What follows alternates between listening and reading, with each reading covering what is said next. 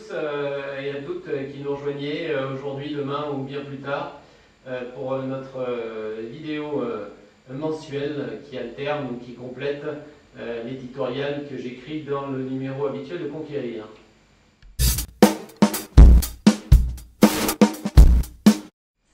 Alors, législative, ce qu'on constate, et je ne suis pas plus malin ou meilleur observateur que d'autres, c'est évidemment une chute considérable de la participation, 44% je crois d'abstention, c'est énorme. Alors ça s'explique de différentes façons, je crois qu'il y a essentiellement deux ou trois raisons. D'abord le placement de ces législatives juste après une présidentielle qui a donné lieu à de multiples débats, fait qu'il y a une tendance naturelle à se dire les jeux sont faits, maintenant on a désigné un président, il est logique que ce président ait une majorité.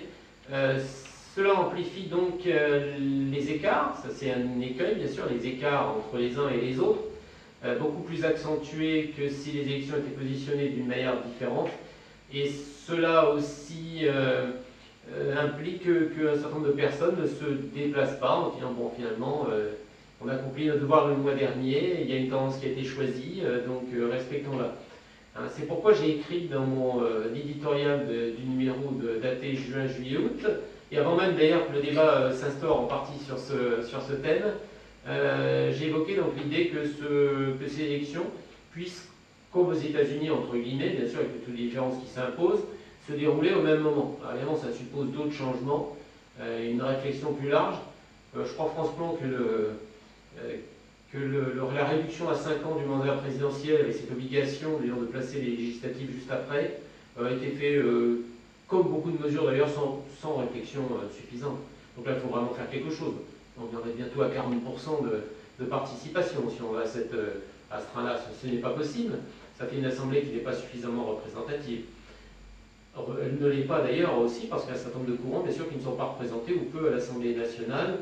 Ça, il faudrait que ce soit corrigé. Il faut que le Parlement soit représentatif le mieux possible quand même des sensibilités diverses qu'il y a dans ce pays, tout en préservant bien sûr le fait qu'il y ait une majorité qui se dégage et qui soit claire.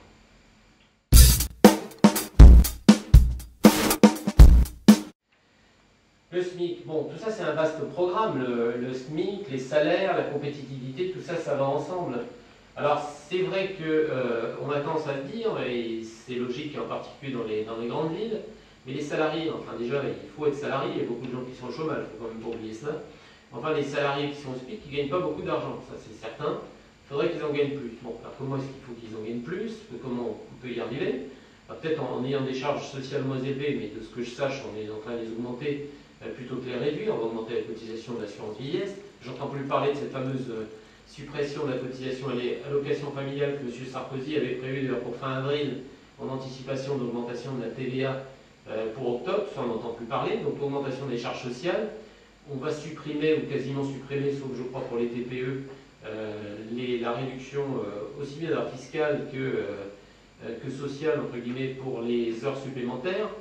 Voilà, donc il y a un renchérissement donc, des charges sociales. Par conséquent, il y a une augmentation déjà du coût du travail. Alors, si on diminue les charges sociales, toutefois c'est possible, en réfléchissant aux moyens de compenser cette réduction, évidemment, on pourra avoir un salaire net qui soit plus favorable aux salariés. Bon, ça c'est un premier point.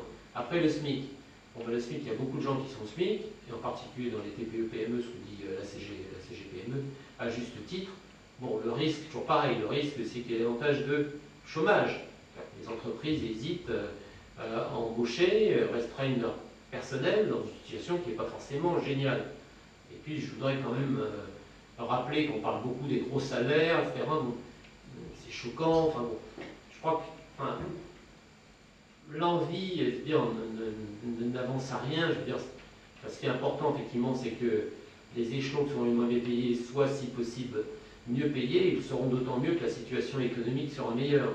Donc là, mettre encore une fois la charrue avant les bœufs, c'est compliqué. Et puis c'est pas parce qu'il y a des gros salaires qui ne représentent finalement, donc je comprends que s'ils sont énormes, ils puissent paraître disproportionnés, mais finalement, dans la masse salariale, c'est souvent une goutte d'eau, et en tout cas ces gros salaires, on ne les trouve pas dans les PME, et encore moins dans les TPE, les patrons ne gagnent pas beaucoup d'argent parfois pas plus que leurs salariés, voire moins, parce qu'ils peuvent être amenés à ne pas se payer. Donc je crois que la CGPME a tout à fait raison de dire que dans cette situation, il faut réfléchir quand même à deux fois avant d'aller vers ce coup de pouce.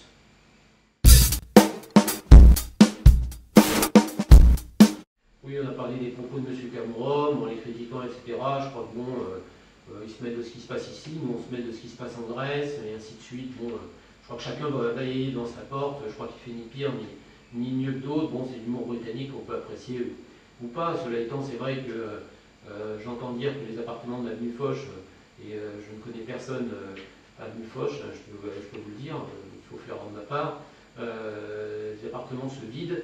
Donc voilà, donc ces gens-là s'en vont. Alors est-ce que c'est bien, c'est pas bien bon, c'est des gens qui ont des revenus, qui ont de gros revenus, qui effectivement ont tendance à s'en aller à l'étranger. Là on parle de particuliers. Maintenant, si des entreprises se délocalisent, si les investissements vont plutôt en Royaume-Uni qu'en France, ce ne serait pas bien. Bon, je ne sais pas si le fait de passer à 75%, l'imposition de certains salaires, je crois au-delà d'1 million d'euros, va changer quand même fondamentalement voilà, l'attractivité de la France. J'entends dire qu'on est passé, je crois, en numéro 2 des pays d'Europe occidentale, en tout cas accueillant des investissements étrangers, je crois, derrière l'Allemagne. Bon, voilà, c'est 64%. Bon, non, c'est 75%. C'est symbolique de la tendance à augmenter les impôts, de telle sorte que, en particulier pour les patrons d'entreprises patrimoniales qui se rémunèrent, entre guillemets, en partie, et en grande partie parfois, à l'aide d'une rémunération variable qui est celle des dividendes, puissent bientôt, in fine, avoir 10% du total du bénéfice qu'ils ont souvent difficilement gagné après toutes les taxations qui s'ensuivent, impôt sur les sociétés.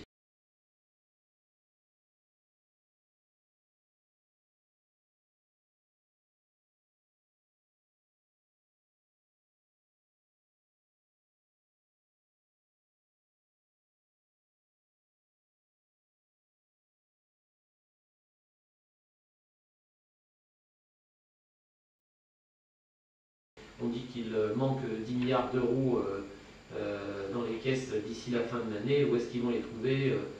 Pas bon sang, mais allons-y, faisons l'augmentation de TVA qui était prévue. Enfin, c'est vraiment, je crois qu'on va faire encore machine arrière. Ce serait ridicule.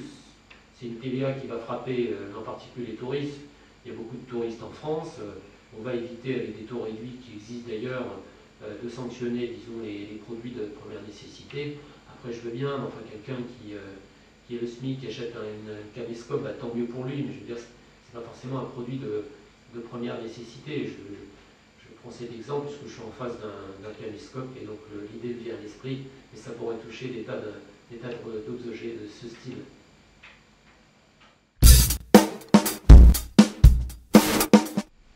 Écoutez, merci de m'avoir entendu, je l'espère, en tout cas d'avoir été attentif à ce que je vous ai dit, et on se retrouve, je pense, dans un mois environ, vers la dernière semaine de juillet, 24-25 juillet environ, pour un point avant le mois d'août, et pour ceux qui partent en vacances, évidemment, qui me voient d'ici là, et je leur souhaite les plus belles vacances qui soient.